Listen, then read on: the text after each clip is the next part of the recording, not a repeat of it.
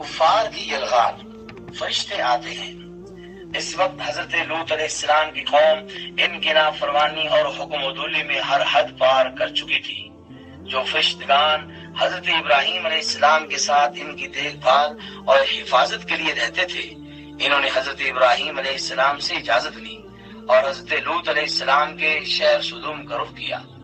اس وقت جب حضرت لوط علیہ السلام کی قوم ان کی نافرمانی اور حکم عدولی میں ہر حد پار کر گئی تھی تو آسمان سے فرشتوں کا نزول ہوا، جو حضرت ابراہیم علیہ السلام کے پاس سے ہوتے ہوئے ان کو بیٹے کی بشارت دیتے ہوئے حضرت لوط علیہ السلام کے شہر سدوم کا رخ کیا۔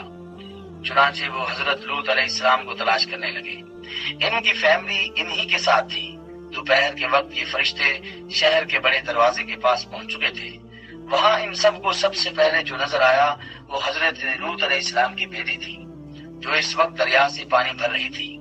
جب اس نے اپنا رخ ان فرشتگان کی طرف کیا تو حیرت سے پتھر ہو گئی۔ اس لڑکی نے اس قدر شاندار اور پروقار شخصیت اور نورانی چہروں والے مرد پہلے کہاں دیکھے تھے؟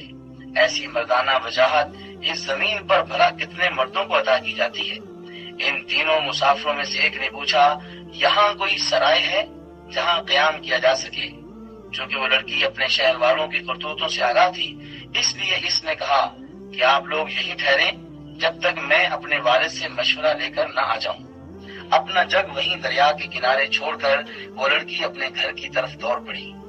حضرت لوط علیہ السلام نے یہ سنا تو اور فکر مند ہوئے کہ وہ ان لوگوں کو کس طرح باور کرائیں گے کہ وہ اس شہر میں اندر نہ جائیں بلکہ دوسرے راستے سے سدوم والوں کی نظروں سے بچ کر نکل جائیں اور اپنا سفر جاری رکھیں۔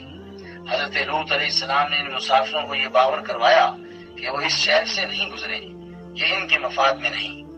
اس کے بجائے آپ علیہ السلام ان لوگوں کو اس بات پر آمادہ کرنے میں کامیاب ہو گئے کہ وہ لوگ رات گہری ہونے تک اسی مقام پر قیام کریں گے جہاں اس وقت یہ مسافر موجود ہیں، یعنی شہر سے باہر دریا کے کنارے۔